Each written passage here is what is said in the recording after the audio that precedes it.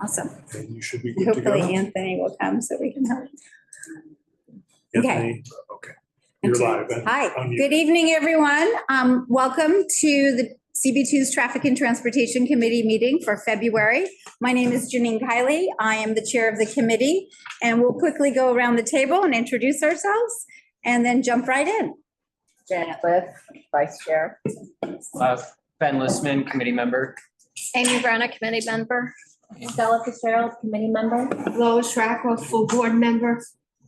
Okay, and then we have online, do we have any, do we need to, can you elevate, oh wait, and Stella, if we have, can you elevate Kate? Sure.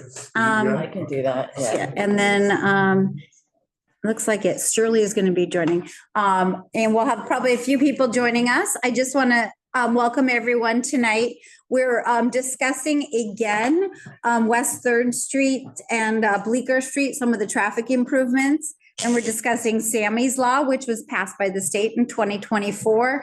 And it requires a 20-mile-an-hour speed limit. It's been enacted south of Canal Street. And in light of all the snowstorms, I think we're going to just work on a short resolution on talking about Lyft and CitiBike potentially giving members a discount for all the days, a credit for all the days when the CitiBikes were snowed in. It is part of their contract with the city to dig those out, which obviously for those of you who use CitiBike did not happen. Hi, Kate, welcome. Nice to see you. So just gonna, the way the meeting works is we'll just discuss the issues. If there's any questions or comments, we'll hear first from the committee members and then from the public. We've got 5 people in the room and a handful of people online as well. The first thing, so we met last month and we had originally planned, we had an in-person walkthrough and an in-person meeting. And with the first snowstorm, it became a virtual walkthrough, which is a little hard, and a virtual meeting.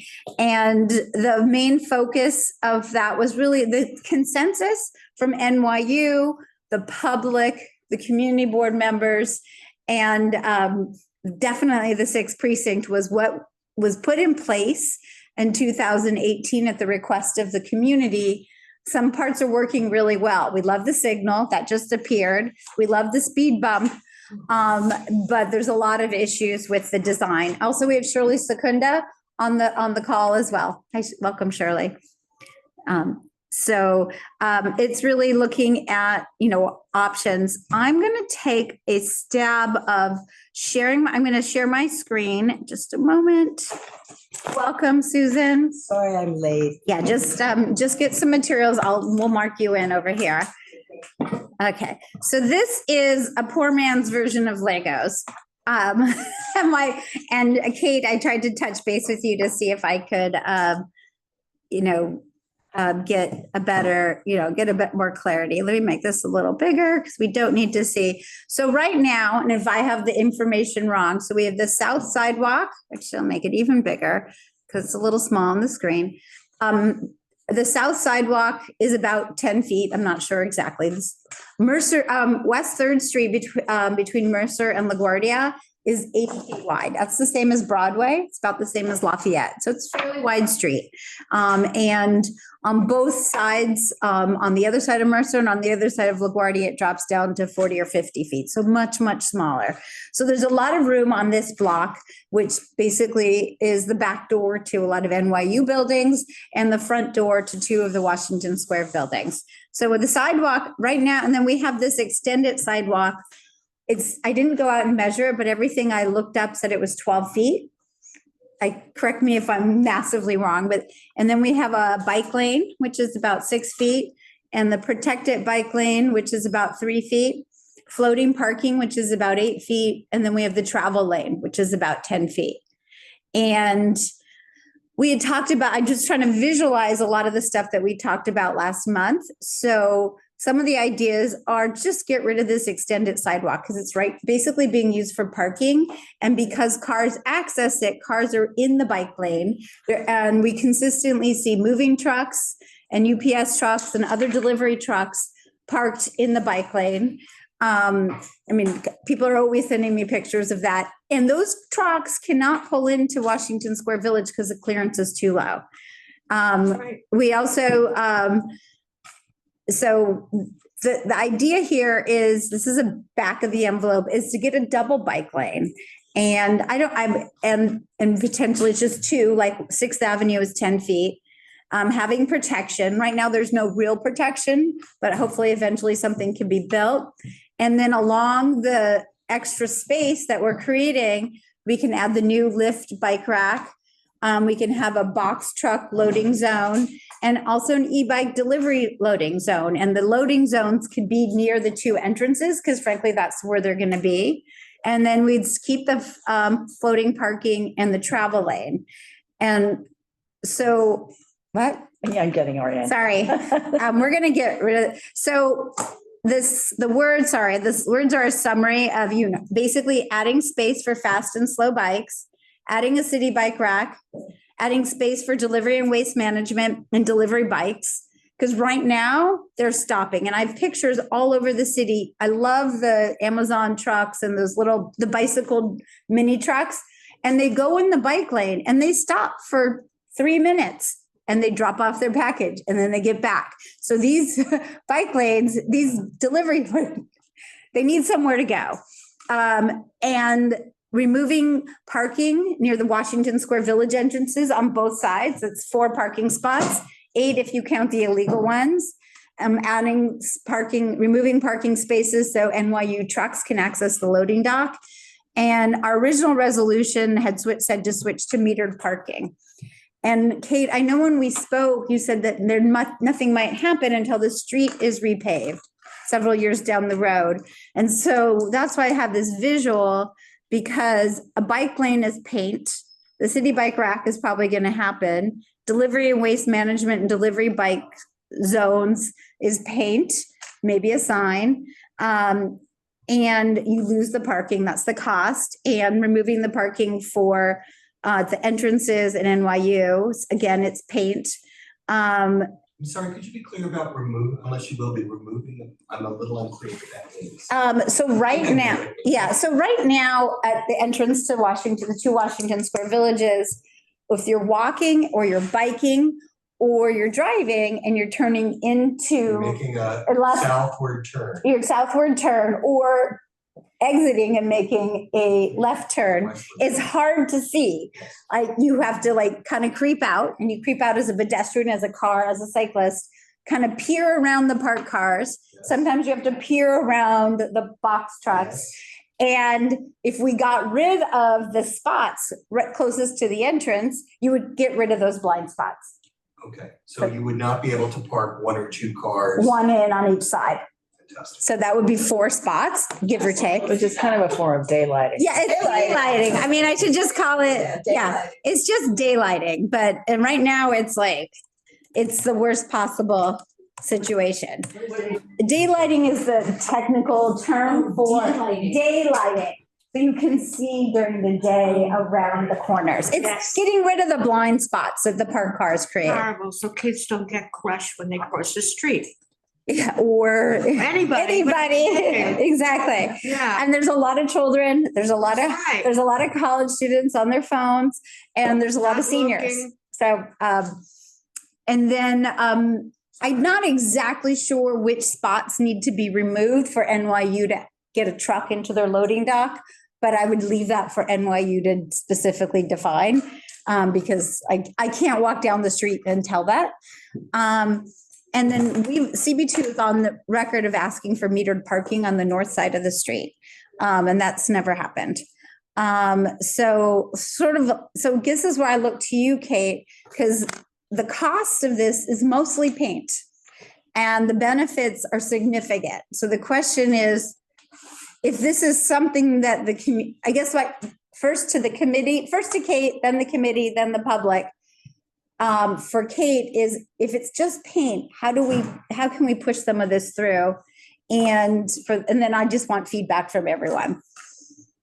Sure, thanks, Janine. I really like this visualization we've come up with. So with regard to the timeline and cost, while we would be, putting in new paint if we were extending the bike lane, part of the issue is the removal of the existing texturized paint that the current painted sidewalk extension is. It's more difficult to remove that. Um, so that's why we try to have that in line with our repaving schedule. Um, and also in terms of we usually will redesign streets in line with our paving schedule as a way to save resources.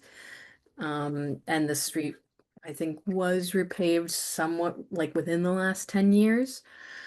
So that I'll say that for now. I think it's possible, and I can't guarantee it, and I'll have to go back to my colleagues.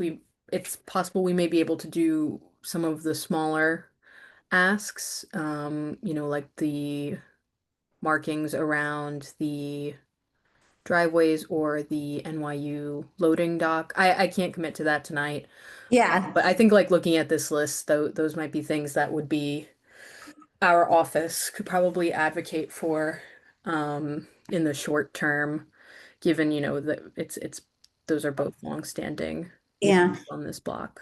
And the reality is adding a loading zone really for both e-bikes and box trucks. I'm not necessarily a micro hub. This is not a place to switch from a big truck to a little hub truck. It's just a place for them to park when they're delivering items. And that's what, I mean, I think I sent around a picture to the committee when we changed I was like, we're going to move the meeting. And then lo and behold, there was a truck and I had to go around the cars, around the snow.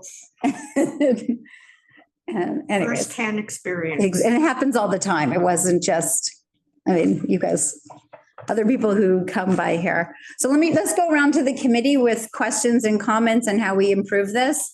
Shirley? You have to unmute. Need my audio, right? Yeah. Should I take this down or leave it up? Okay.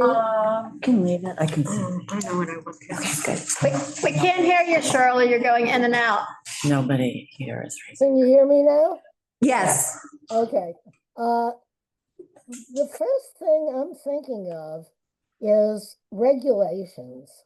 And we had talked about some changes in regulations ages ago, which I think had really just never happened. Now I'm thinking particularly of the parking on the north side of the street. And now we had ascertained that the area where NYU had been doing construction is now done. And so that's free really for all kinds of parking regulations.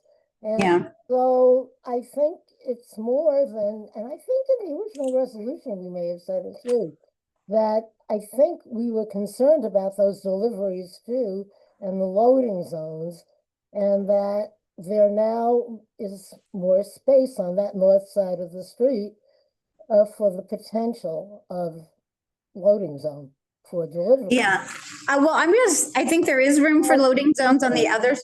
Sorry, I just want to throw out, sorry, let me just. I'm not done.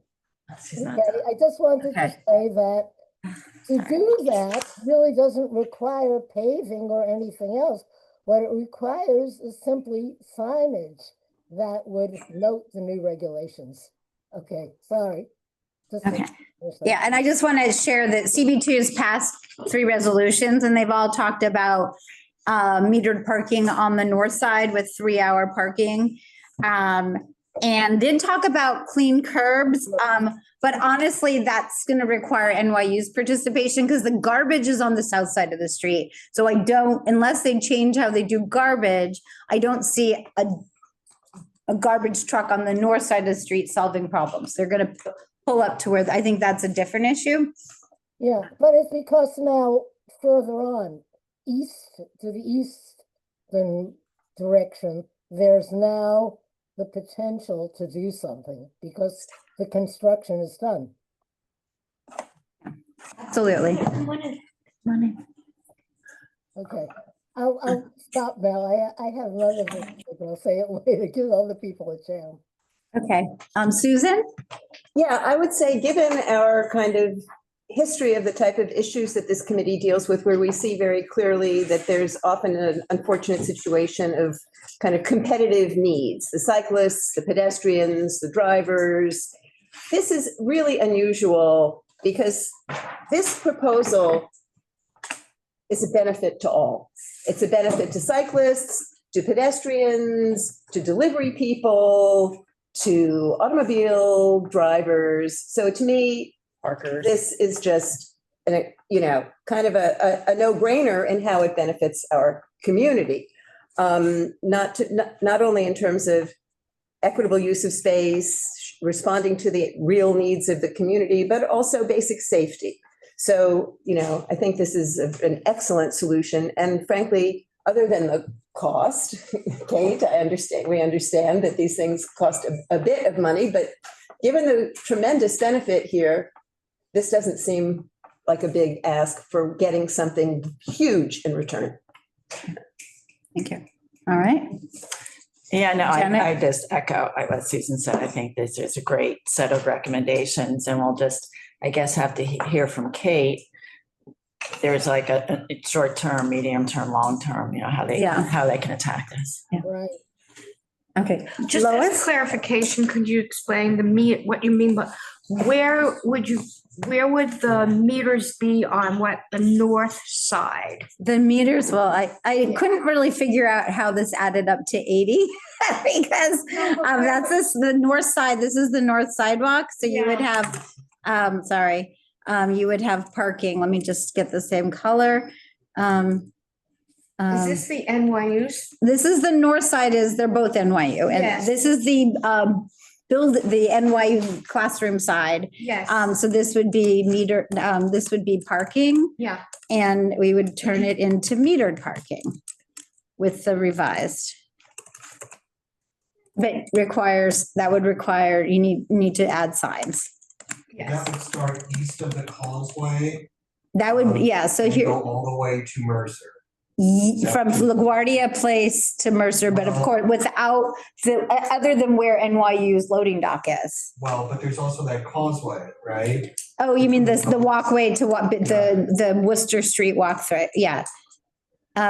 So not at the loading dock, not at Worcester. I know there's a name, and not at Schwartz Green. Plaza. What's it called? Schwartz Plaza. Schwartz Plaza. Yeah, it was in one of, No, that's not. it doesn't matter. It's the plaza to Washington Square Park. And then not at the corners. Yeah, that would be the plan.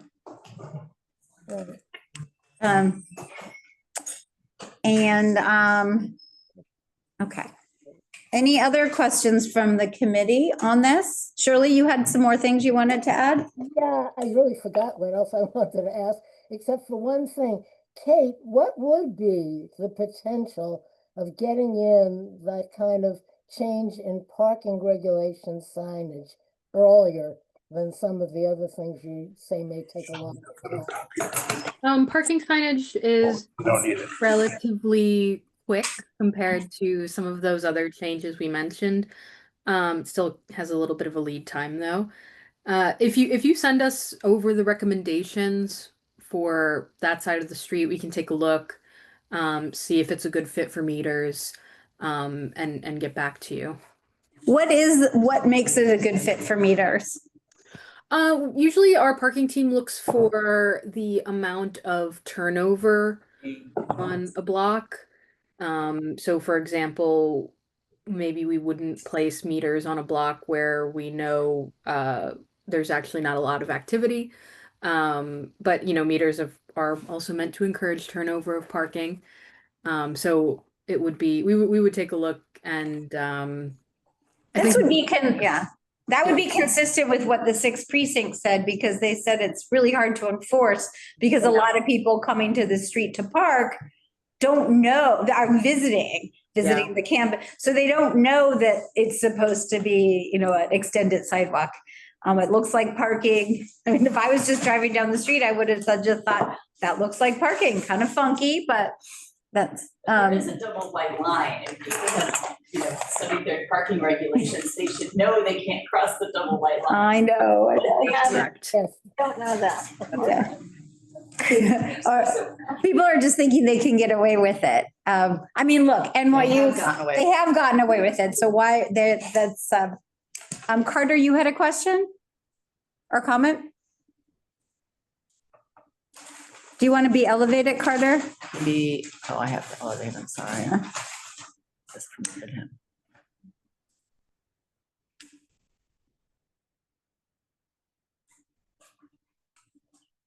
Can you scroll back to the other side of the street? Oh, sorry. Hey guys, yeah, that's actually what I was going to ask too. Okay, thank you. So I was just wondering on the parking on the south side. Sorry, I'd missed the beginning. What was the recommendation there? To get rid of the parking. So basically keep the floating parking, to get rid of the extended sidewalk that's being used for parking, have a double bike lane as wide as the one on 6th Avenue, the protection, the same 3 feet, and use the extra space for a variety of uses, loading zones, e-bike, loading zones and a Lyft bike rack. Because I guess the question that I have, and it's the same, Kate sort of alluded to it, is who are the intended users? Because this as a super block, the block doesn't, it's a very strange block, but it's very big. And the users are everybody who's using it now. I mean, we have a lot of crosstown traffic. I understand that, but I meant on like a lot of the bike racks and stuff. These are very far from a lot of places is what I'm just Well, saying. You mean the Lyft bike rack? Just any of the things. It's not like that close. The only things that it's close to, if you walk across the block, are to the entrances to Washington Square Village. Well, that's hundreds of people, thousands of people. I understand that it's right there. That's sort of what I'm saying is that it are those the intended users, or the people who live there, are they using a lot? Well, I don't know what they're doing. I don't have any of the data. Perhaps Kate can, but I do know anecdotally that in the nice weather months, you can't find an open bike rack anywhere, a city bike rack anywhere in this neighborhood. Well, yeah, it's usually because people aren't taking bikes away, right? Because we don't know. We don't have the data. But DOT, Kate, what information do you have about that? Off the top of my head, I don't have the data for the stations in the immediate vicinity, but that's something I can ask. Yeah, because I just know everybody leaves the neighborhood, right? That's like, it's a very unusual in our community how empty, in our whole community board, that this particular area gets when the students leave, because they're such heavy users of certain things.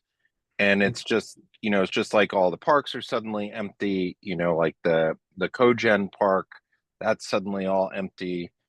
Well, I don't think that, I'm going to disagree. Washington Square Park is always. You have a bunch of residents. No, I didn't say Washington Square Park. What I said is that in the summer, you can go and sit in any of the other areas, which is much more difficult to do during the school year. Yeah, but that's like 9 months out of the year, we have a higher population. But for 12 months, people do live here. And I understand, but I was just specifically just saying that, with not having the bike parking available, it's because nobody's taking the bikes. They're just stationary because there's not as many people there, is what I was saying. Because I think that. Well, we don't know. So let's get the data from Kate, because we're just making suppositions here based on lived experience, but not based on any data. So I'd love to see what the data says. Yeah, and is NYU, are they at this meeting, or did they? No, they're not able to make this meeting because they couldn't make a bunch of other stuff, but we're going to follow up. They're going to watch the video. They were at last month's meeting. They supported these they supported a redesign last month, so I don't think it's gonna change, but we'll sit down with them and follow up with them after the meeting. Yeah, because I guess I mean, this is the disaster that we created as a board. And so it just seems like, just throwing other things in without thinking about the users, because it's such a very different block in our community, I think is just an important thing to do. Yeah, but we got a lot of letters after last month's meeting, and why don't we hear from some of the public members that are in the room? I'm gonna go to Daniel Marcus, who's on Zoom, and then when you guys come, just come sit here because we need to meet the other thing. So I'm a Daniel, little bit slow on that, but he's being promoted. okay, awesome. So we'll go to Daniel and then we'll go to the people in the room, and then if we have more comments online. I'm gonna take this down. I'm happy to put it back up again. Oh, he declined to be promoted. Okay, you can just let him speak then. Did you? Okay. That's fine. So Daniel, if you want to unmute, you can speak. All right, am I unmuted? Yes. Okay, great. So I live in 2 Washington Square Village, and I'm a bike rider, and have been here throughout the transformation of that block, which many of us have also seen. What I have noticed is that there are a large number of staff members, security officers, maintenance people, doormen, all kinds of people who work at NYU who come for a shift and they park their car in that area. And so I just want us to recognize that if we're going to remove lots of parking or make it metered, we're sort of taxing that group of people. And I don't know if that was intended or it was unintended. I am pretty confident that they have heavy users of the parking in that area. So I think we should think twice about that. Well, it wasn't designed as parking, but I hear you. I just honestly, NYU has so much space on the super blocks inside next to the Key Park. I mean, they could provide a little bit of free employee housing, for employee parking. Thought about them. Yeah, no, we hadn't. So thank you. But Janet, you had a thought on It's that. going to be, I mean, there was originally, it's very odd to have 3 rows of parking on any street in Manhattan. Yeah. But we are picking up additional parking because of that construction being ended. So there's probably going to be, in the end, we may have the same number of spaces. Yeah, so she was saying right now they have, I know you know this because you live here, but on the north side, where it's been construction, and so the parking was blocked. Right, but it sounds like you're going to make it metered. So imagine yourself working at NYU, and you're now, those meters aren't going to be cheap. I mean, I don't know exactly what the motivation is for making them metered, but it will tax the people who don't make a lot in our neighborhood. I think that's a good point. So I think that's something we should follow up with NYU on, because that's really, because that was our idea from our resolution. It wasn't our old resolutions, but I think we'll flag it. You can, and if you find that it's being used, thank you again for sharing that information with us, Daniel. You could always do, when people would be there parking for work, you could say NYU employees, their signage during this time period and metered parking at the other times when they're not there or something like that. But I think talking to NYU is the first step. Yeah. But again, I don't know what the motivation is for making it metered, other than to raise money for the city. No, it also increases turnover and makes the space operate more efficiently. It doesn't become just long-term car storage. So it makes more people driving around. I mean, again, there'll be more people moving in and out as a result of that. Okay, well, let's talk to NYU and let's see what their thoughts are, because I'm sure they must have some. Okay, we're going to go to the people in the room, and I'm going to ask if you want to speak, just First come, first serve. Come sit in this chair. That way we can hear you. Okay, thank you.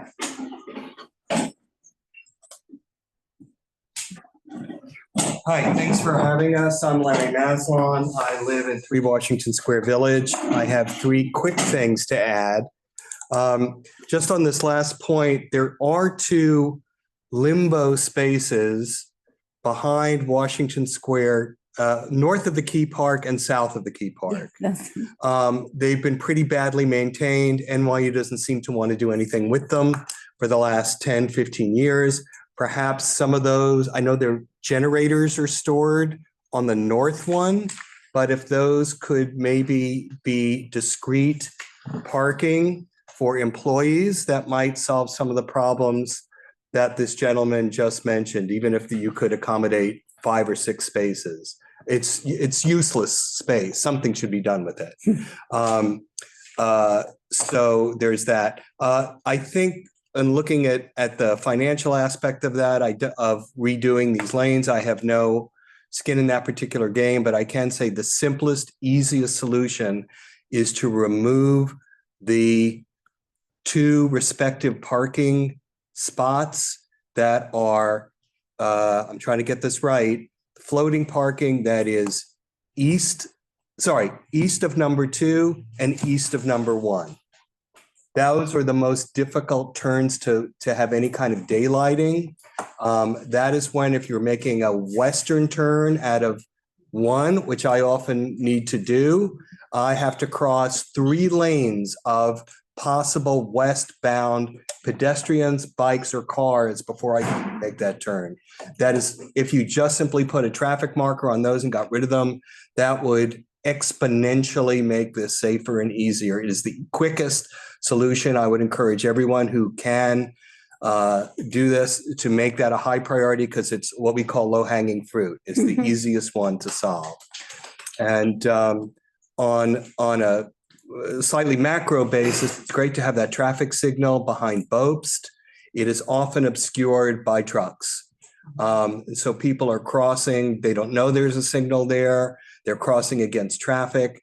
It probably has something to do with the loading dock behind Bobst, but I see all sorts of trucks of all sorts of provenance that are not either garbage or NYU blocking that signal. That is another piece of low-hanging fruit that can be prescribed from any kind of parking or loading use. That is a very dangerous occlusion of a traffic signal.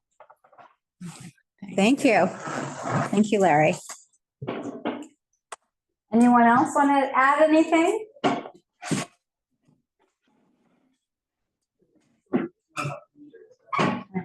Anyone else? Okay,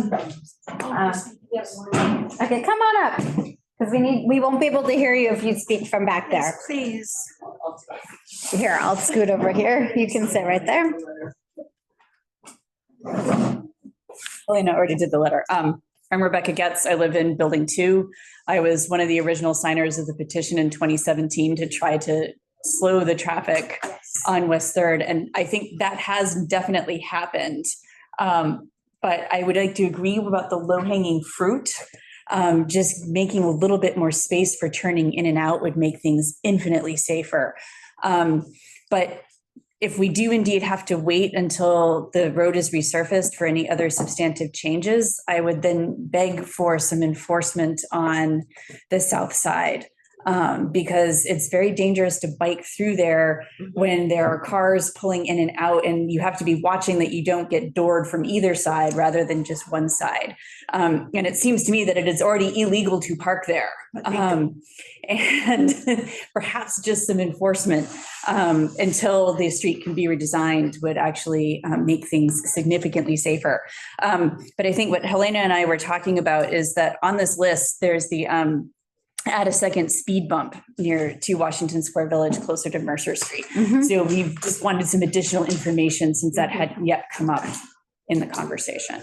Is that it? Did I say everything? Okay, good. No, that's great. Let me just mention on the enforcement, we, during our walkthrough, our virtual walkthrough, we had the 6th precinct on, and they basically said they don't have the manpower, the people power to enforce it, because it's not locals, it's people coming in and out.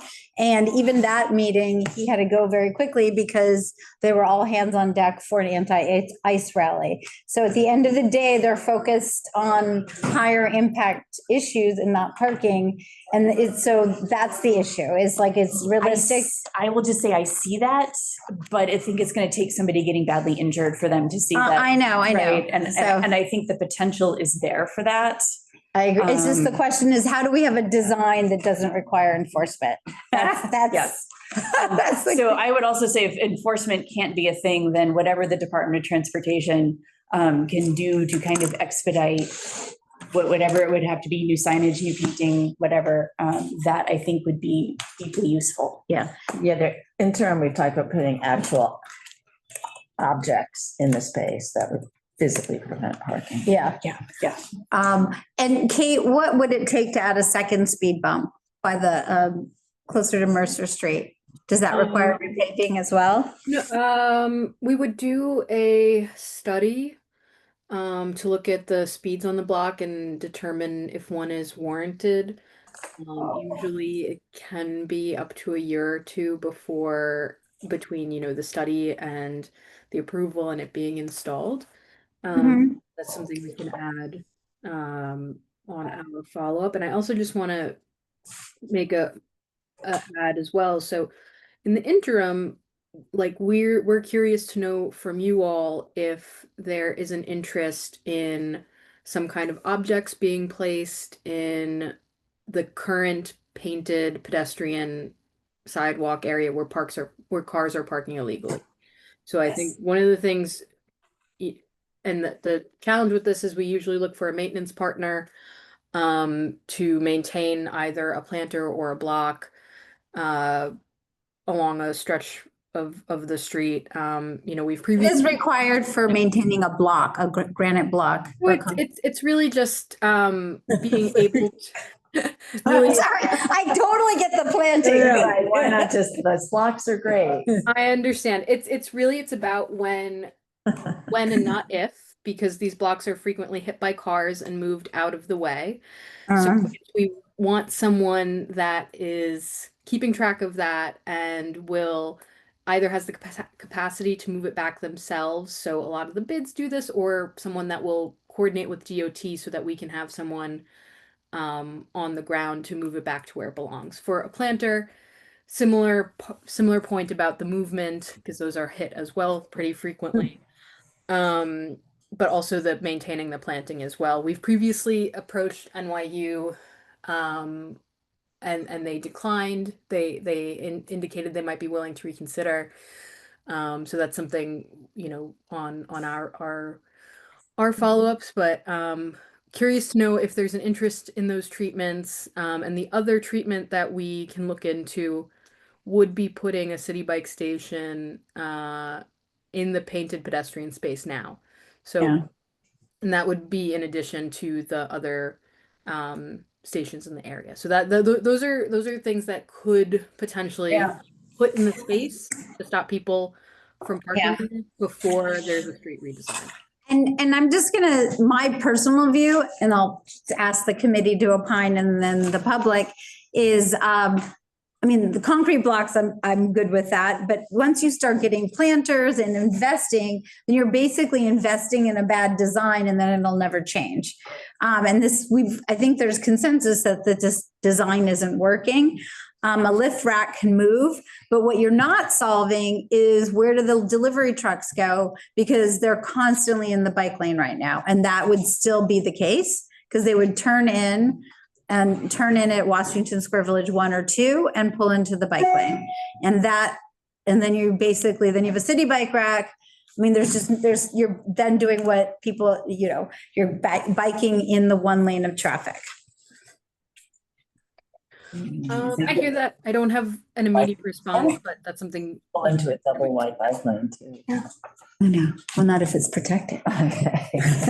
I'm sorry, what did you say, Kate? No, I just said I hear that concern about the truck activity and that's something I can take back, but I don't have an immediate answer. Yeah, because that's really, Valerie, our chair, sent me a picture today of another one.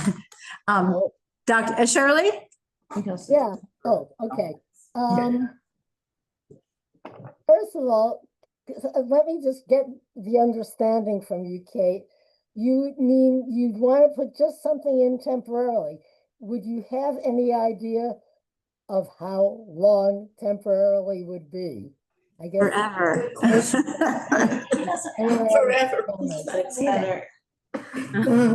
I don't have a time frame, Shirley. Yeah, could you get one? That's too? something, yeah, I can see when we. That decision kind of depends on how long it is. As Janine said, concern about planters, we certainly don't want it to be permanent. We would like the alternative, which would benefit, I think, everybody more.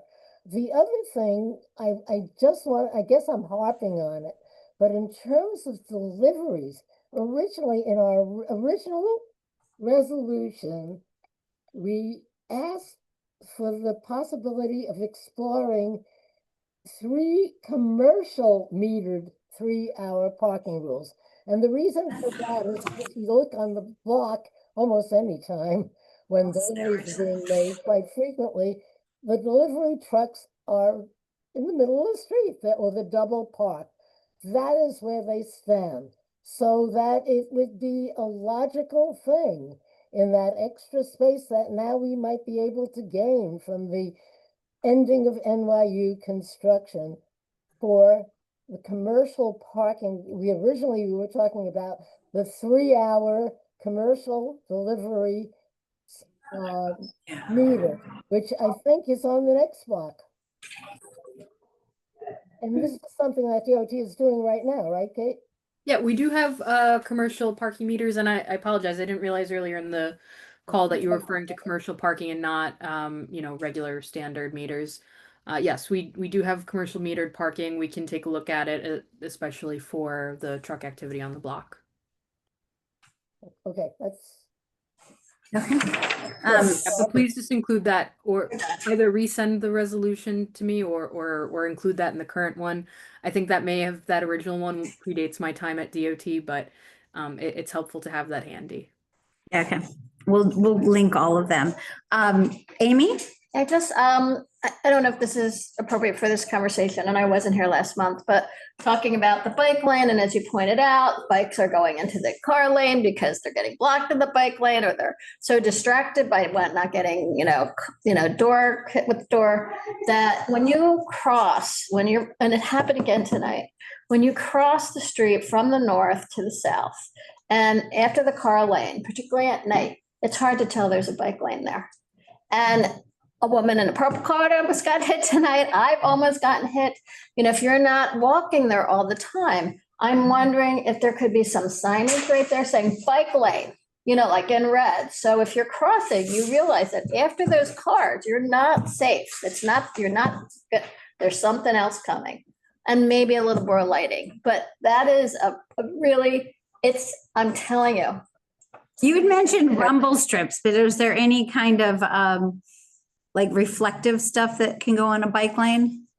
Or even just a sign at eye level saying bike lane. Like there's something there when you get past those cars, because especially at night, nobody sees it. Yeah, I would have to check if we are able to do any kind of reflective markings or signage. I'm not aware of that being standard signage that we use currently. I know, it's example. I'm not expecting something that says bike, but you know what I'm saying. I do. Yeah, we're just wondering if there's anything in the toolkit. Yeah. Pete Davies? Yeah, good evening. There's a question about the Amazon type delivery wagons, whatever they're called.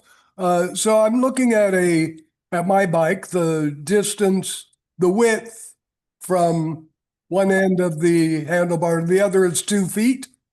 So the width of a bicycle is about 2 feet.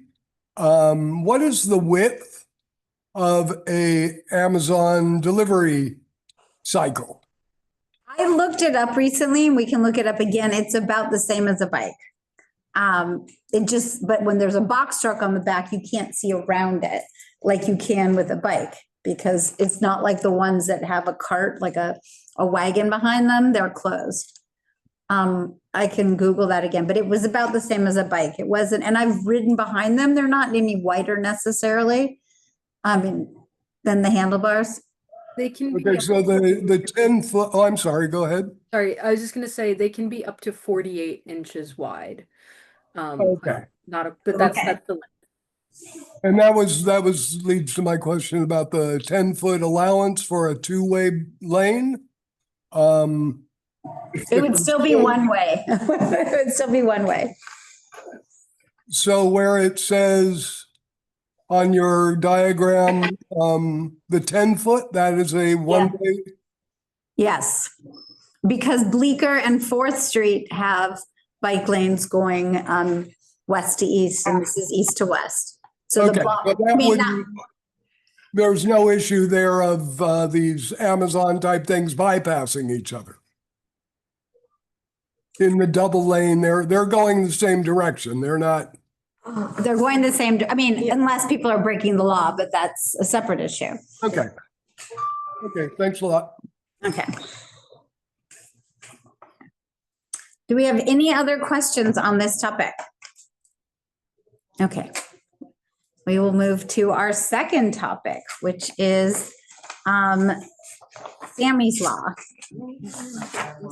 Share, no, so I can do it. Okay, then it'll definitely be faster. Yeah. Okay. Hello.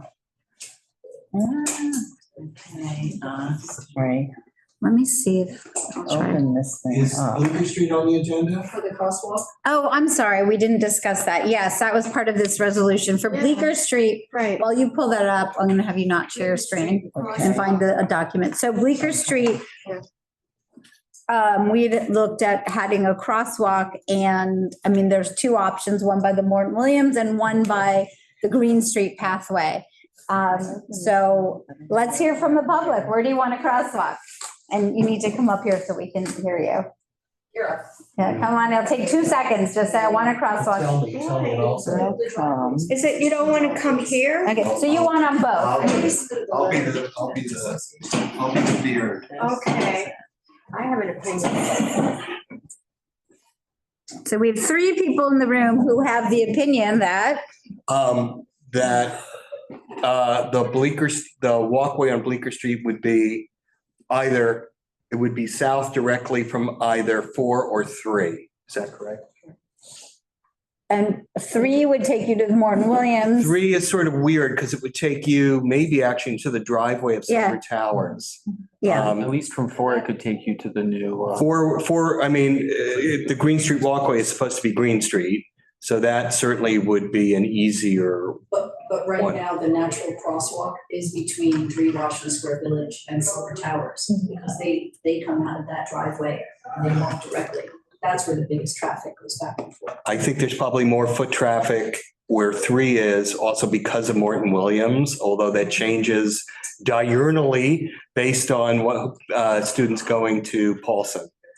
So, Also say, when I walk down through here a lot, and I'm coming through Washington Square Park, down that plaza straight, and just keep going straight. yeah. And Silver Towers, their tenant association is also going to be writing, that's their exit, is through their driveway. And so then they automatically, the children are constantly walking over. And taxis dropping people. so they want or do not want Silver Towers. Yeah, that's, Has been requesting a crosswalk Okay. between their driveway and 3 Washington Square Village. Okay, sounds great. yeah, Anything it's so bizarre. Okay, I will, can I just say one thing? I'm an NYU employee. I think it's a disgrace that no one from NYU is here tonight. no, they I don't apologize, care. yeah. They always apologize. 5 o'clock, they go home. We're here to put up with their mess subsequently. So I want to be on the record for saying that. Okay, thank you. So do you want me to share this? Yeah, let me just quick, any other comment? Kate, is there, I guess the question is, would it make sense to have 2 crosswalks? Or what is, how do we get a crosswalk? What's the process? Sure. So we would, we would conduct a traffic study looking at the flow of traffic, number of cars. We have to follow federal standards for installing any type of signal, stop sign, crosswalk. So we would see if it meets those warrants. And, you know, in the event that if it were to be denied for a signal or a stop sign, you know, we could down the line look at an enhanced crossing, which is where you have the painted crosswalk with signage, but there isn't necessarily a stop sign or a traffic signal, just to indicate that it can be used for crossing. There are a few of those in CB2. I think there's one actually near Stonewall that I'm thinking of, but we would have to take a look and determine what it means. Okay. Yeah, Eden, please come up here so we can hear you. Thank you. Just to add one more thing, the crosswalk between, if one were to be put in between 3 Washington Square Village and the driveway from Silver Towers, that's closer to the intersection of LaGuardia and Bleecker. And oftentimes cars come speeding down because they're passing that red light. And that intersection itself has had accidents. And so in a way, and also even cars coming out of 3 Washington Square Village, you can't see because there's often garbage there and a car. And so it's very difficult to get out of that driveway. And often down there, they're speeding. Okay. So I don't think there should be a choice in terms of which crosswalk, but that crosswalk, the cars are coming just off of passing that red light. Okay, that's good to know. Okay. Any other comments from the committee or the public? All righty, so now we're going to move on to Sammy's Law. And I'm going to turn it over to Janet, who will take us through this. Okay, so why don't you go presenter view? yeah, I'm sorry, everybody. Where's my presenter view? Go to view. Over here. Next. So that one. That's good enough. Yeah. So I think everybody, I'm presenting this. There was a gentleman who's going to come, but he's doing the same presentation at another community board, so I'm filling in. Sammy's Law was passed or strongly advocated for by families. Kevin says he's here. Oh, Kevin's here. Should I put Kevin, promote Kevin? Oh, Alexis Sifkis, while we're figuring this out, did you have something to say on this? All right, I'm gonna. I got him. I'm apologize, everybody. Alexis. Well, you might want to share the screen. Okay, well, because Kevin cannot. Oh, sorry. Hello, everybody. Hi, Kevin. It's New York City is busy tonight talking about Sammy's Law. Brooklyn CB6 just was discussing as well, so I apologize. Yes, Alexis Fikas is also here from Families for Safe Streets. That might be why she has her hand raised. If you got it. We'll promote her. Why don't you share your screen again, and then Janet will share her screen, and when you want us to go next page, just say next slide. Great, fantastic. Okay. Thank you. Oh, it disappeared. I apologize, guys. That this stop the share so we don't see your personal stuff. Okay. Oh, there you go. Awesome. Oh, great. We're back already. So Kevin, go. Thank you, Janet. Thank you, everyone. Like Janet had said, my name is Kevin. I am a street safety advocate. I live in Greenpoint.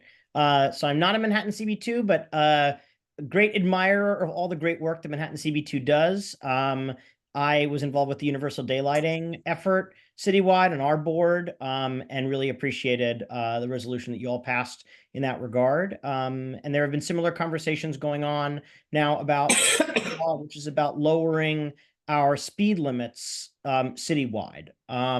As many of you might be familiar, just briefly, there was a law passed in 2024 that allowed the city to lower its speed limits from 25 miles an hour to 20 miles an hour. But it did not require it. the follow-up from the Adams administration in implementing it, as I'll get into in a moment, was pretty slow and pretty shallow in its how it actually got rolled out. So we're talking to boards across the city that are taking it into our own hands, as it were. So we can, if Alexis is on panelist, she can just briefly speak about the work. I'm not a member of Families for Safe Streets. Alexis can just speak briefly about that and how important that work is. Thanks, Kevin. If the board could also allow Kate Brockwell, who I think is going to raise her hand to be a panelist. She is an FSS member.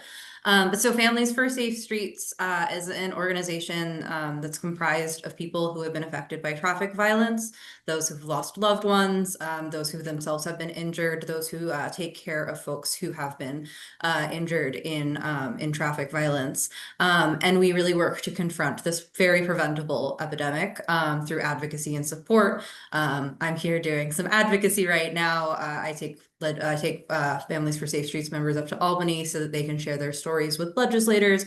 I also work with an amazing social worker who helps provide support services. We have peer support and logistical assistance for people who have been affected by car crashes. It's a really horrible group to have to join, but we have over 700 members here in New York City who have been injured, care for someone who was, or have lost a loved one. And I'm gonna just open it up quickly to Kate Brockwell, one of the Families for Safe Streets members who has directly been affected by traffic violence, to share her story about what happened right here in CB2. Hey everyone, thanks for having me. I was seriously injured as a pedestrian 8 years ago and change, crossing from the northwest side of House St. Elizabeth to I was trying to cross to the southwest side, and was in the crosswalk, had the light, and I was hit by a driver who had been at the top of Elizabeth waiting to turn left and said he didn't see me. And I'm here to, urge you to pass this resolution for Sammy's Law. I can just say that the driver that hit me was going pretty slowly, but he was driving a very heavy vehicle. I was lucky that it was a sedan, but it was a very heavy sedan of like 4,000 to 5,000 pounds. And speed in physics affects force. And I can tell you that the force of the sedan crashing into my left side, a little below the knee, caused horrible orthopedic injuries and muscular and skeletal injuries that I am still dealing with.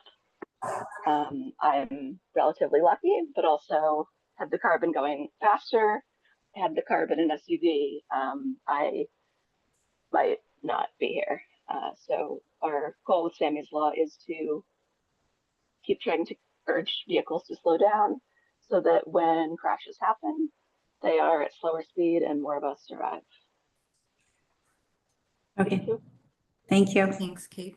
Thank you, Kate, and thank you, Alexis. I'll jump into the data behind the story. Every one of these crashes and every one of these deaths and injuries is a story. Like that one that Kate just shared. And it's something that as community board members all across the city, we see every single month when we come together. In 2025, in total, there were 206 people killed in traffic crashes citywide. It's a leading cause of injury and hospitalization. We can jump in, Janet, if you'll jump ahead to the next slide, and we just hit through. There were 945 total crashes in CB2. 462 injuries and 2 deaths last year. We have a few of those names here, if we can jump ahead there. Just outside of CB2, Kevin Scott, Crookshank, May Kwok, and then Georgios Smaragdis, and an unknown pedestrian in the district. And that looks like basically crashes. If you can go ahead one more, Janet, there. It's literally, there's no part of the district that is immune from it. Every one of these orange circles are a number of injuries. Every yellow circle are crashes. It is virtually every intersection. It is virtually every street. And Manhattan CB2 is not an outlier. This is what the whole citywide map looks like. We know that speed kills. If we can jump ahead, thank you. When we lower speed limits, injuries and crashes, deaths go down. It's physics, like what Kate said, right? If someone is hit at a higher rate of speed, the driver's field of vision is tighter. They can't see as well, and their stopping distance is longer, right? The difference between a 30 mile per hour speed limit crash and a 20 mile per hour speed limit crash is a 12% difference in terms of fatality. Those are lives of our neighbors. If we can go ahead, Janet, thank you. This is just shown on another graph. And so what we have done, what advocates have been working on for many, many, many years, and I'm sure that Sammy's Law is not unfamiliar to the folks at Manhattan CB2, because for 10 years, from 2014 until 2024, advocates from Families for Safe Streets, so many allied organizations, so many community boards who've seen this problem up close, worked together to pass Sammy's Law, which at the level of the state allowed New York City, didn't require, allowed New York City to lower its speed limits from 25 miles an hour to 20 miles an hour. It gave us permission to do so. That is what it did. After that, it was up to us to implement it. It was up to the Adams administration in 2024 and 2025 to implement it. I'll be honest with you, they really did not implement it very broadly at all. It was implemented on 250 individual streets, so singular streets in front of schools, as well as all of Manhattan south of Canal Street, so the bounds of Manhattan CB1 and a little sliver of Manhattan CB3. With quite a bit of pressure from advocates, they announced 4 more area-wide slow zones in Dumbo, Broad Channel, City Island, and St. George and Staten Island. And though, of course, these are welcome changes in those neighborhoods, those are also some of the smaller neighborhoods in the 5 boroughs. That was basically, yeah, we have to zoom in just to see them on this graphic. Sorry. Sorry, here we go. In response to this, Brooklyn Community Board 1, which is my home board, passed a resolution asking to be a district-wide slow zone, asking for 20 mile per hour speed limit district-wide. In February of this year, Queens CB2 passed a resolution asking for the same.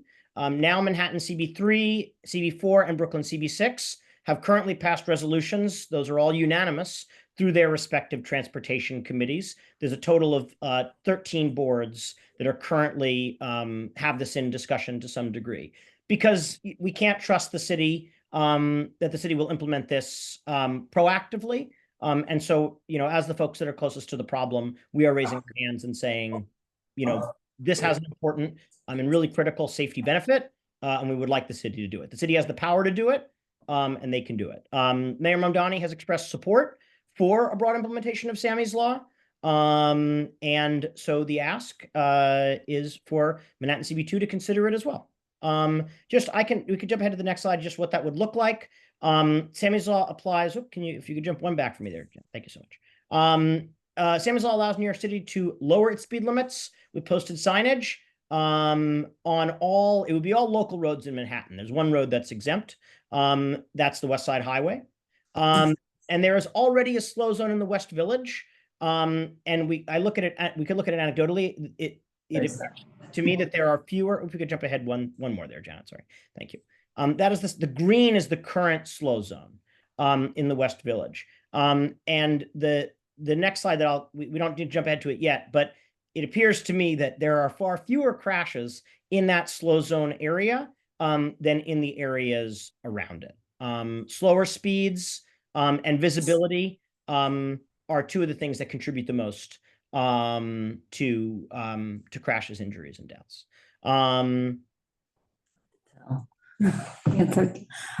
It's rough. Anyway, so we could jump ahead one more, I think, to the last one there. That just a very basic sample resolution. That this is of a kind that other boards have passed along with their own local context. I'm happy to answer any questions that anybody has, but obviously this is something that boards are able to do and able to do now to ask the city to really address the scourge of injuries and deaths and crashes that are happening on our streets, in addition to all the other critical work that the board is doing, and which I appreciate. So I'm happy to answer absolutely any questions. Thank you for your time. And I'll pass it back. Thank you. Thanks for, I have a question. It's kind of for you and it's kind of for Kate. If this is implemented, how do you convey this to drivers from signage perspective? Sure. It would be the existing signage that currently is up. And I don't have a map of that. I'm happy to send it along. There is a map that the DOT has, which says where all posted signage is within, everywhere in the city, but of course for CB2. And so those signs, and this is what's happened in CB1, those signs that say 25 miles an hour are replaced with 20 miles an hour. The update on your GPS, where when you're driving, it says right now 25 miles an hour, it might ping you or ding you when you're reaching an area where the speed limit might be lower. They would just be updated accordingly to the 20 mile per hour speed limit in that area. Just very briefly, also, I'll include right now the way that enforcement works around this, because we get a lot of questions. We've gotten a number of questions around enforcement. I think it's tied to it. Right now, automated camera enforcement tickets when a driver is going 10 miles above the current speed limit. So right now, if you are driving at 35 miles an hour, though I don't recommend it, on 25 mile per hour streets, you won't get a ticket. When you're going 36 miles an hour, you would get a ticket. This would mean the difference between that 36 miles an hour and 31 miles an hour. Okay. So it's not like you lower it to 20 and all of a sudden everybody who's going 21 miles an hour would get a ticket. It's not that. Anyway, yes. And then where are the automated cameras in Community Board 2? How do we know? Is there a lot of them? What? So Janine, sorry, we don't share the locations of enforcement cameras. So for speed cameras and red light cameras, right? Of course not. Yeah, they're installed based on traffic data, crash data as well, and in a lot lot of instances are in proximities to schools. But they're here. Can you tell us how There's one on my many we have in corner. the district? I'm not sure how many are in the district, but I can check. Yeah, that would just be helpful, like to understand how the magnitude of it. I'm going to go to the room first, and then we'll go to you, Shirley. So, Amy. A question: why do people only get tickets when they're going 10 miles over the speed limit? That is the state law and city DOT policy, as far as I understand it. I imagine that there is a bit of a buffer zone or a grace zone for drivers that might be upset about getting that ticket. I obviously that's a difference of opinions probably between lots of different folks. I would hope that it, anyway, sorry, I don't want to give my own opinion, but that's just that's what I guess is the policy. But I can also answer that because it had to come from Albany. It was part of the legislative negotiations. Okay. It was the only way to get a bill passed that allowed for automated. Okay, of course. Thank you. And this is part of it where I think it's really powerful for the community boards to, community boards is where that foundational work is happening, right? And I think that asserting and saying this is something that boards want, it was tremendously difficult to get this passed through Albany. Very frustrating that in order to set our own speed limit in our own neighborhoods in our own city, we have to get the permission of the state government in its entire, including many legislators that don't legislate here. But I think this is a way of us kind of taking back our power and saying this is something that we want to see on our streets. We want to see safer streets, slower speeds, less crashes, less deaths. Absolutely. And I know that the community that got the slow zone wanted it from 6th to 8th, and we only got it from 6th to 7th. So this would frankly be a workaround around that as well. Anyone else in the room from Community Board 2? Otherwise, I'm going to go to Shirley. Community board too. Yeah, Shirley? Actually, I did want to ask about enforcement too, and I guess I have a couple of questions on it. For one, what is the experience to date in the areas where there are slow zones? Has there been some kind of sufficient enforcement? Well, the important thing, everybody has that same question, Shirley, and it's a good one. This is where I'll put it onto DOT to some degree, because Manhattan CB1's slow zone, as I understand it, though it was announced in 2024, the signage installation and the full kind of implementation was done over the course of 2025. And I know that normally, in my experience, DOT likes to wait kind of a full year to talk about the data around that implementation. But I will say, and this is again anecdotal, in areas across the city that have had historic slow zones, meaning slow zones that were implemented prior to Sammy's Law or outside of the bounds of Sammy's Law. So for instance, Sunnyside Gardens is one in Queen CB2. Parts of Borum Hill in Brooklyn CB6 are two areas that had them previously due to efforts of previous council members and advocates on the ground. Crashes are lower. There's lower number of crashes, and there's less crashes with injuries, which I think is also important. You know, you can get an irregular crash that can get reported to the police. You sideswipe a car, God forbid, you know, a parked car, whatever, that gets reported as a crash. But a crash with an injury is a different animal entirely, right? And so there's fewer of those and fewer crashes in general. So that's a great question. And I would be eager to, and you all should, ask DOT for that data as soon as it becomes available for Manhattan, because you'll have an entire community board with that data soon enough. Right. And to follow up, just what's your take on asking for speed cameras along with the slow zone? I think that one of the issues, and this comes back again to this very frustrating dynamic of city and state, similarly to us having to ask for Sammy's Law or to allow us to implement our own speed limits, it's a very similar story with speed cameras. And I think that one of the challenging parts of all this work is there's so many other things that get pulled into the conversations around speed. What I have encouraged boards, and of course, you all are the experts in your own neighborhoods, right? But what I have encouraged other boards to do and what other boards have done is really kept it specifically to, you know, I would say pass a different resolution or have the conversation about more speed cameras if that's a conversation you all want to have. And I would encourage you to do it, but it's part of state legislation. So I think for this is to make that ask of the city. Sorry, Alexis, go ahead. No, I have I just have a question. You said there's automatic camera enforcement. Is that different from speed cameras or is that the same thing? So that is the same thing. Oh, okay. So we do have them and we're going to follow, Kate's going to tell us how many, but we don't know where they are. So just to clarify, automated enforcement, general term that applies to both our speed cameras and red light cameras.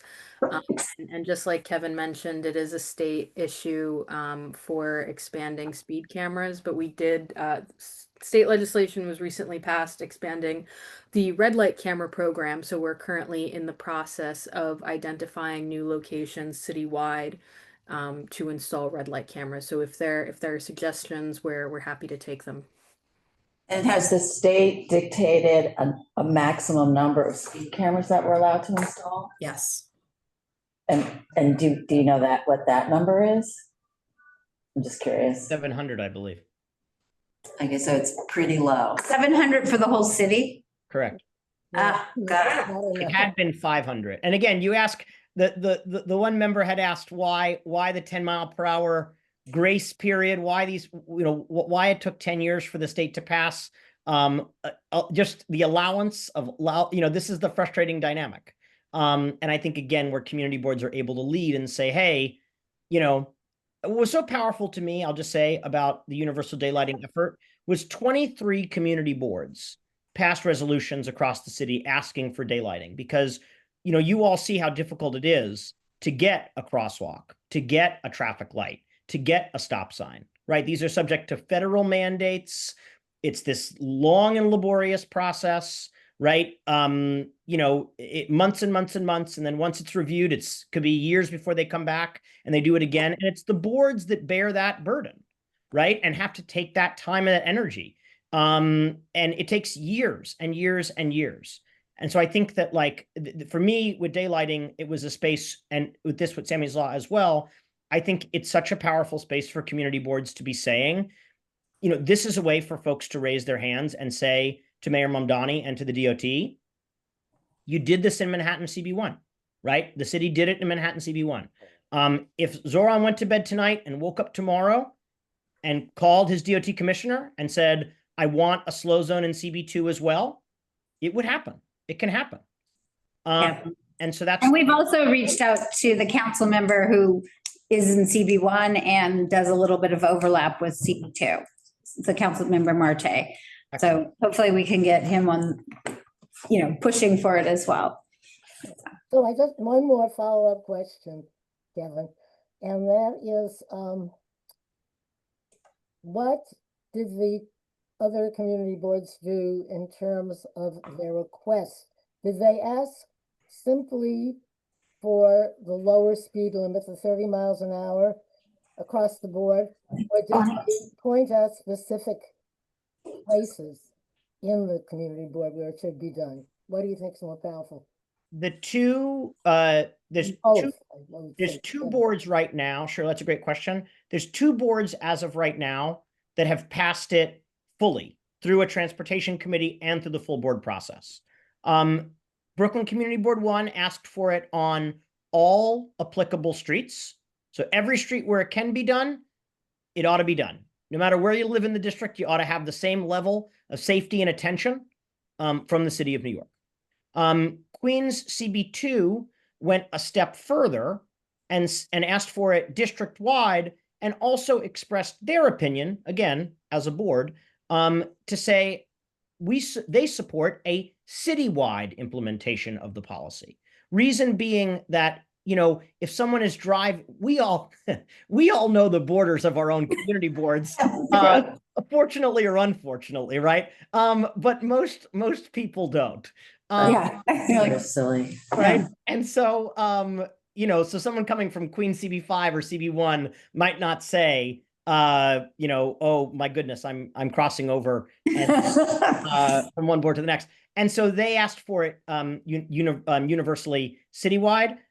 There are 3 other boards that have passed through transportation committee. The other 2 in Manhattan, 4 and 5 rather. My apologies. 4 and 5. 4 and 5 have asked for it district-wide. And Brooklyn 6 has asked for it district-wide and citywide. I think, again, I think this is maybe important, and I don't want to get too deep into the weeds because I'm not a lawyer. There are some interpretations that say, there's some folks are saying the mayor does not necessarily have the authority to implement it citywide by fiat, right? By executive order. He can't just come in and say, there's disagreement about it, right? As to whether or not they can or can't, but they can certainly implement it at a district-wide level, right? So the ask for the boards, or the thinking is, let's have the boards discuss it and talk about it within their jurisdictions. That's what they ought to do. If you all feel strongly that it ought to be at a broader level than that, by all means, more power to you. But that's the situation. Okay, this is fantastic. Do we have any more questions? No hands on the attendees or the panel. All right, anyone in the room? Okay. We're going to move to our third agenda item, which is, do people who have CitiBike memberships deserve a credit? Oh, I'm sorry, Kate?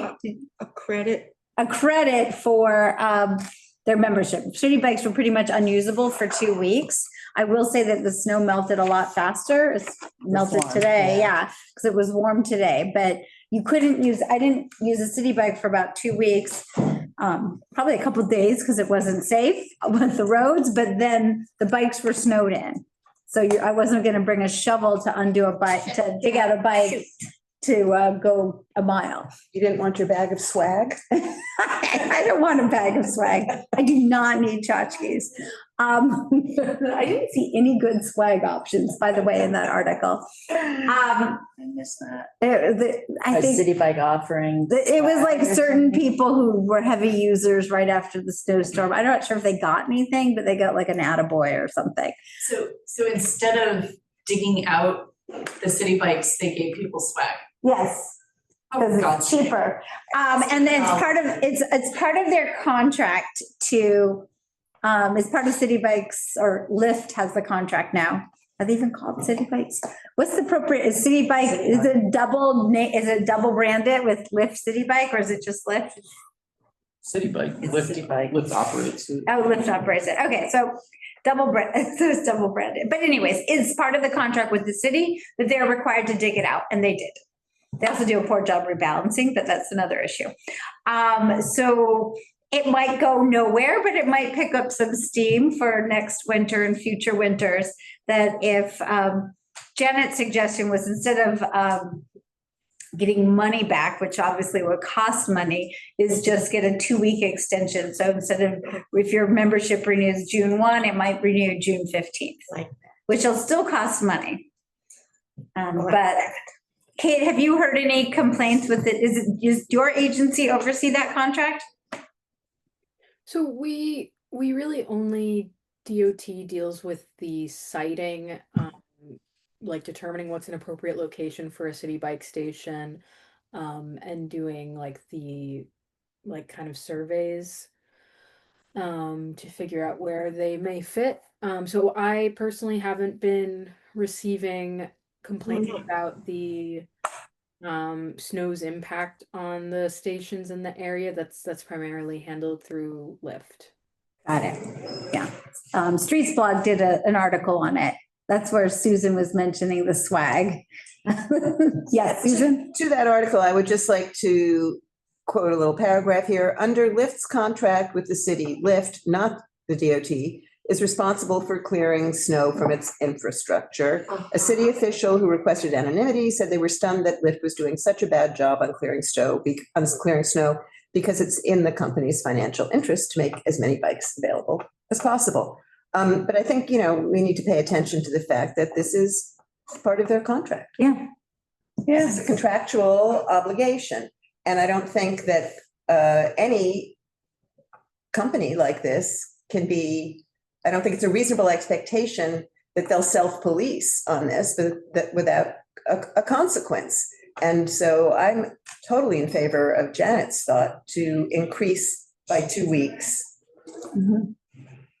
So that there is a cost, and there will be other storms. Was it exactly 14 days? I mean, should you give the exact number of days? It varied by bike rack. I mean, it probably was longer. I took a picture pretty far. I have a picture on my phone. It was more than 2 Say like for the number of days. Yeah. Where station, where the system is essentially inoperable. Yes. Yeah. I mean, we could give them a grace period of, 2 or 3 days from after the storm. I mean, it's miserable and hard to get out, but after that grace period. Yeah, I mean, it's in New York City, every building is responsible for its own sidewalk. And if there's specific rules, if you don't shovel your sidewalk, you're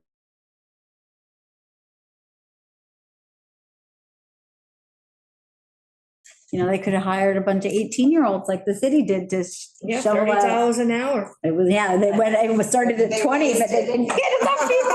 I saw them working on some city bike stations today. I think they know some trouble is brewing. Yeah, so not to do this twice. Anyway, you should try to give a specific number. Yeah, I'll check my phone. Did anyone else take pictures of any city bike racks that were out of commission? I'm sure you can find some online. I have two thoughts. Yes. Okay, I agree with this motion, proposal, whatever. Yeah. And I second it. But my question is, will this carry over to other snow days as well in next month or next year? Is it? Well, the goal is to get CitiBike to adhere to its contract. So next year, or hopefully not later this winter, next winter, knock on wood that this is it, is that we have, when there are when there are storms, that they actually have a plan in place to dig out the city bikes. Okay, and then my second thought, from a safety point of view, maybe they didn't want to do it because they didn't want people to be on the city bike so they wouldn't get injured. You know what? It's just, I'm a Yeah. safety person. Yeah, I have a picture from February 10th. Yeah, let's see. And it's fully snowed Yeah, in. I know. Yeah. Maybe they didn't want to do it and they should wear helmets. Yeah, you know, But that's another story. Yeah, February 10th, full, it was even hard to get a picture because it was so slippery to get in there. And the sidewalk is, the first picture, you can see that the street and the sidewalk are clear. So everybody, yeah, like, so, you know, people eat, people make their own decisions, I think, in terms of safety. You know, okay. So that's my view. But anyways, do we have any more comments on this? Well, I second it. Okay, well, we're gonna go into business session. I just want to see if there's any public I think comments. this is a good idea. Okay, Good. all right. Resolution. Are you a member, CitiBike member? No, I have my own bicycle. Okay, yeah, well, so you didn't need to dig it out. I did not. And you probably bike But before. a lot of people do use that, so. Yeah. And depend on them for transit. Yeah, for sure. All righty. And it's not a cheap membership because It's expensive. it's quite expensive. So Certainly is. anyways, okay, so we're gonna go into business session. You're welcome to stay. I'm gonna start from the back and go up. I'm gonna follow my own advice that I had when I was chair, and I'm not really, I would love, I think in terms of consensus that CitiBike give us a credit and we cite the contractual information from the street blog article. Is everyone who's all in favor? Aye. Anyone opposed? Okay, no abstentions, recusals. Do I have a volunteer from the committee who would like to write this resolution? It could be very short. I mean, I'll write it. And I was gonna try to hit you up for the Sammy's Law one. Okay, so I will withdraw You myself. need on it that. by, In like 2 weeks. because I'm volunteering a lot for somebody over the Okay. Let me think about it. It's an easy one. Let me think about it. That's an easy one. Okay, so maybe. Okay. Janet, maybe you could do both if they're cheap bags, because we hopefully can get the resolutions from these other community boards. I would like to follow up If you and, get the resolutions from the other boards, I'll absolutely do it. of the second one. I guess the question, because I think did they leave? Oh, no, that's the second one. Kevin? That's Sammy's. Yeah, that's Yeah, Sammy's. I mean- Kevin, your slide said community board 3, and then when you spoke, you 4. said 4 and 5. He's gone. He's gone. Here. Yeah. I apologize. Community boards 4 and 5 have passed resolutions through their transportation committees. Did the slide say 3? I thought so, but it's not up anymore. My brain could just be tired. So let me just. My brain may have also been tired. It's possible I also made the mistake. Let me just double check. Well, I can also easily reach out to the chair of the Traffic and Transportation Committee for CB3, because we worked with him on Canal Street, and that's probably a pretty quick yes or no. And I can get the ones from 4 and 5. Yeah, that'd be great. I will let you know on Monday if I can do. Okay, thank you. The 2-week extension. So we've issued a Sammy's Law. Do we ask for all of CB2 plus all of Manhattan or all of the city? I know there is some aversion in our board to opine on other community boards on other issues that we've done for some land use issues and things. But at a minimum, I'd like to, Kevin, I'm sorry, we're in business session, Kevin. I did ask you a question, but it's 4 and 5. Awesome. Okay. I think we yes. I think we should keep it either to just community board 2, because other people have to decide what they want to do, unless we say we want to do it in the congestion pricing zone. So we could say that everybody knows at 60th Street, things change, right? Mhm. If we want to expand this, we could say, but people, just what he said, you don't know when you're crossing from one district, but everybody knows at 60th Street, and it does get more crowded down here, right? Or it's busier. I would be up for saying in the congestion zone, which I think is legitimate. Like, we could say that, it makes sense. And we've also opined as a board on the whole concept, on the whole, that geography. I don't know that I would say the whole city. Okay. I would support I that. think that. Yeah, me too. I think it's a great idea, Okay. actually. Because it's at least something people understand. People don't know that 14th Street becomes community board too when they're driving south. Okay, so all in favor of Sammy's Law in community, all of community board 2? Yes. And in the congestion zone? Okay, all in favor? Yes. All right, it's 100%. Definitely. Okay, so now we have back to 3rd Street, which I think all the board members have the minutes from last month. I just had page 3 printed out. Can you pass me one of those? It's the one with the little black and white pictures. Thank you. But this is, I mean, I guess like there's a bunch of small things to follow up with Kate on this. And we also want to follow, so I'm just going to look at my follow-up items.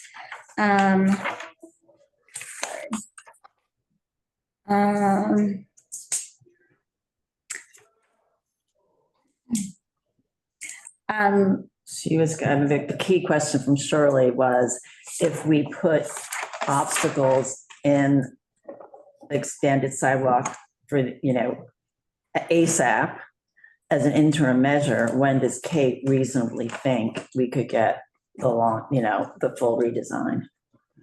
Yeah, That was I mean, I the guess question. Kate, like if you could circle back, because we'd like to have it sooner rather than later. And I think we've heard, I mean, obviously removing the parking spaces, I think can be like, removing the parking spaces and adding some signage that there's a bike lane after. But that was the low hanging fruit. I know there was a suggestion for better enforcement, but since we've the 6 precincts, I mean, that's just not going to happen. And I hate to rely on a design that requires enforcement because that never works, whether it's, open restaurants or, like it needs to be a design that creates its own clarity. Okay. So we've been very thorough on what we would like. We reviewed it in the last meeting and we went to a resolution. So before writing our final resolution, do we want to throw it to Kate and ask her what of our laundry list they could do? They can change parking regulations, they can daylight corners, they can do I think I'd like to write it where it says as soon as possible, like for the removing the parking for the daylighting and the parking for NYU. And then how quickly we can do some of these, the north side, some of these issues. And I also need to follow up with NYU about what they, about some of the parking kind of things. And because I think there's some really good ideas raised here. And then we would obviously we want everything, but the question is how quickly. And then we apparently are going to get a letter from 100 and 110 Bleecker about pushing for a sidewalk at the Worcester Street part. And then you would have to do a traffic study for that. It would be nice to have, I think we should ask for both sidewalks. Yeah, because people are crossing. Yeah, I mean, there's huge number of people living in Washington. Yeah, crosswalks with a stop sign. I mean, it just gets the traffic slowing down on that street. When you get to Houston, you have rain. Yes, Shirley? No, I guess the crosswalks being clearly defined, because one of the problems on that street has been the existing crosswalks are often faded and can hardly be seen. I guess the first ask is you either get a stop sign after the study, you either get a stop sign or traffic light. And I guess that's why the traffic light miraculously appeared on 3rd Street. And then if we don't get the traffic light, then you get sort of the drop down less. Kind of a treatment that's done on 8th Street. Yeah. Which It's always sort of interesting, I don't know if anybody does this, because like if you're in California or crosswalk, you get priority. I'm always amazed when someone actually stops at those crosswalks. Oh, that crosswalk. On 8th Street, you know? Oh, same on Bleecker Street. Yeah, I mean, you're just playing chicken. Yeah. Yeah, we jaywalk here, we don't stop, we do everything. Yeah. Yeah. There's a bunch. Oh, that would be. Okay. I will draft something up sooner, send it to the committee. Kate, maybe we can follow up. What's a good time to follow? Why don't you email like a good time when, because I don't want to play phone tag. I'd rather connect. Of course. Because you're in a lot of meetings. Yep. And I think it's easier if you like we're happy to receive a resolution that is a laundry list of items. I think that may be easier than, you coming to me with like a few of the ideas to refine the resolution. Like if we have the whole list, we can go through it. But that's just my 2 cents. Okay, so well, that's the answer. Okay, that's easier for us. Fantastic. And we'll include some, Carter? Yeah, was there ever an actual walkthrough? Well, there was a virtual walkthrough and Right, then I was the only one that was there during. I know, the because you virtual weren't on walkthrough. the committee and I didn't email you, so I just think there should be a physical walkthrough before the board finalizes anything, because when I was walking out there, nobody was even familiar with what was actually on the block. And I think that that's really important to walk down the block and actually look at each of these issues as far as how it actually works at whatever time of day that it happens to be. Yeah, I would like to write a resolution and get this moving forward, but I'm going to just share my screen because I do. So can we schedule a walkthrough? Well, each of you walked, I'm sure you. I'm just going to share. So this is, I'm walking, I'm walking east to west. Yeah, I mean, I know that when Carter, I was I'm going on to take the, through this and then we'll all right, discuss. but Jenny, I just want to make a point, and which is why I was making what I said, is that during the virtual walkthrough, where one would have thought everybody had done this, people weren't actually familiar with how the markings were, and we're discussing things that actually weren't on the block. And that's the point that I'm just trying to make, is that actually walking down the block and talking about this makes a significant difference than doing it through pictures. Okay, well, I will see if we can schedule that and potentially with NYU, but I'm gonna be happy to try to schedule that, but I don't want to hold this up if we aren't able to get a time. So here is going east to west. There are no variables, and this is looking into 2 Washington Square Village. You can see that it would significantly benefit from daylighting. Then we have the speed bump with 15 miles an hour. And this is looking into 1 Washington Square Village. This particular day, there wasn't a car at the beginning. And then there's a no standing zone. But I believe cars need to be removed from the other side for NYU to back out big trucks. Here's their loading dock. This is an NYU campus truck illegally parked. Campus there, it's basically, they're not using the spaces by the Key Park, but they're certainly using the spaces on this block. More NYU cars. Yeah, there. And this is a no standing anytime. So that's the worst. They're the worst offenders. So that is a quick and dirty. I'm going to be happy. Who in this committee? And just to be clear, you didn't invite NYU to this meeting either, right? I did invite NYU and they didn't come. And I said that at the beginning, and because we started right at 6:30. They've been coming to our other meetings. They've been coming. They came to the last. Yeah, they came to the last one. They were and I do want to thank everyone for accommodating. We switched this to a Wednesday months ago because my son had parent teacher conferences last night. I don't know, of course, they were canceled because of the snowstorm. But I do want to thank everyone for your flexibility tonight. My guess is that NYU is at the 6th precinct meeting because of the snowball fight in Washington Square Park. You catch that? Yes, I would have been there too, but Yeah. But NYU has actually been pretty cooperative. Yeah, but I will follow up with them, and they've been, they don't want to do the maintenance, but like there's a ton of beautiful places to sit on these 2 super blocks. And I looked at our old resolutions and talked about how it was like a pedestrian desert. And frankly, it's because it's places you walk through it because you're walking to Washington Square Park and Sasaki Garden and the Picasso statue. And there's a lot more beautiful places to walk to within a block. So, if I had free time, I wouldn't want to sit next to a bike lane. So, I am just gonna, Kate, for your benefit, I know you've seen a zillion of these. This was the picture I took, and this is why we really need to solve the loading problem.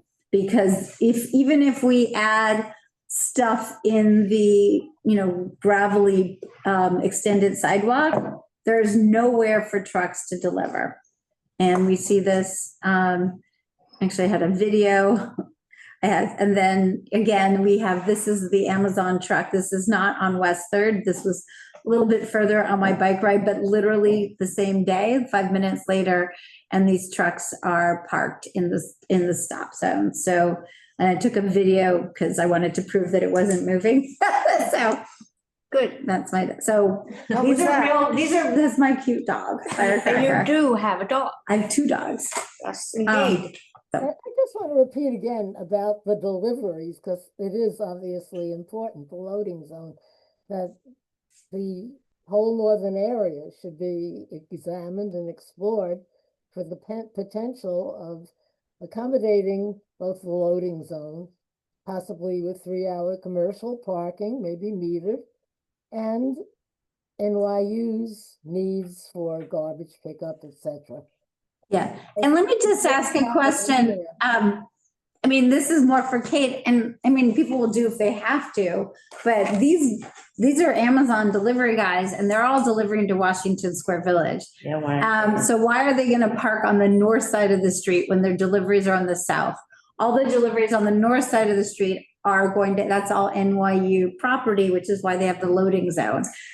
I'm also surprised, why don't they enter the village itself? Because those roadways tend to be empty. Because there's a height clearance and they cannot get under the height clearance. Not the Amazon truck? To go to others. Short one?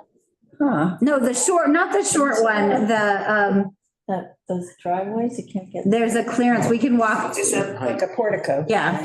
Yeah, so there's a portico and it's very low, and I specifically, the video, I'm not gonna, because it would work, so. I just would like to say, in the meantime, they're parking in the middle of the street. Well, they're parking in the bike lane, but. On the south side. If you look at other streets, here's the picture. The delivery trucks often park on the street where they're delivering if there's a place to park. It's as simple as that. Yeah. I'd also like to point out in that photo, you can see that a pedestrian who's not used to it, because there's no daylighting, I think, you can't see there's a bike lane there. Or we were inside. Yeah, I was zooming in to show, the clearance is 10 feet, which is why the truck can't get through. I know. What's the so that one's Firecracker, the other one's Willie. Anyway, so that's I just can't picture these guys parking on the other side of the street, because these are all Amazon deliveries and food deliveries going to where we are now. We can put both in there, but I think that's. Well, then one could look at the parking on Bleecker, because then they wouldn't have to cross the street to enter the villages. Are there opportunities on Bleecker Street for loading and unloading? Yeah, I don't know. North side of Bleecker. On the south side of Bleecker. On the north side. Oh, yeah, the north side. It's parking and then a bike lane. On the north side? On the north side of Bleecker. So maybe they needed more And then I'm just wondering, Drops if there, Ben, not since you delivery live on the zones. super block, if you could just keep an eye out to see if you see delivery trucks on Bleecker. I just tend to. There are delivery trucks on Bleecker sometimes, and they'll either like, because like the width of the travel lane on Bleecker is basically like 2 cars wide. Yeah, There's so parking on the north side and the south side, and so like if a vehicle is double parked, like loading or unloading, you know, people or goods. Yeah, and Bleecker's there's also 80 usually- feet. There's one, like there's, you know, vehicles are generally able to get around them. Yeah. If it's a truck, you know, it'll slow people down, but they can generally get There's around. basically enough room to double Yeah. park essentially, Yeah, yeah, so that's what's happening. So there are They're both trucks 80 that- feet wide. There are trucks that load and unload on Yeah. Bleecker for sure. In the bike lane. Either in the bike lane or in the travel lane, and then vehicles will go Kind of you know, around. north or south around that vehicle. Yeah, because Bleecker has 1 bike lane and 2 parking lanes, whereas currently West Third has essentially 3 parking lanes because of the way the space is being used. And I would just, you guys may all be aware of this, but I would just point out that a big Amazon truck was parked illegal in front of our building, and there was stuff on the sidewalk. I'm like, hey, you know, we have a lot of elders in this building. And I was like, and by the way, you're gonna get a big fine. He said, Amazon doesn't care. We'll pay Oh, they don't whatever care. fine. They We don't don't care. We'll pay all the fines. We don't care. Cost of doing business. Yeah. Absolutely. So you guys all knew that. I was like, Yeah, the same So with they're gonna do whatever they want to Canal do. Street and confiscating the counterfeit goods. Yeah. They make so much money, they're like, that's cost of doing business. Right. Some of the goods are so cheap. Anyways. Yeah, we have huge delivery problems. And then there's the abuse because nothing's enforced. Yeah. There were some very effective delivery zones across the street from me, and then they were discovered by placards. Hmm. So they just are full of placards. Yeah, and I was Googling like some like what state of the art delivery policy worldwide, and nothing was really, anyways, maybe that's for another conversation, Kate. There we go. But we really, Scheduled. yeah, we really need to, it's creating messes that don't need to be created. So, okay, so we're gonna write 1 resolution. We're gonna list all the options. I will share it with this committee. Separately, I'll follow up with Kate and on just a bunch of little things we wrote down today. And I'll follow up with NYU. And I will get the resolutions for 4 or 5 and take care of the standing law. Okay, thank you. Okay. Do we have a motion to adjourn? I move we adjourn. Okay, thank you. And Carter, I will see if we can do another walkthrough. If you so, yes, He wants to. I know. If he's not saying. Okay, oh, wait, I need to end the meeting. You do need to end the meeting. Yes. Good night, everyone. Night.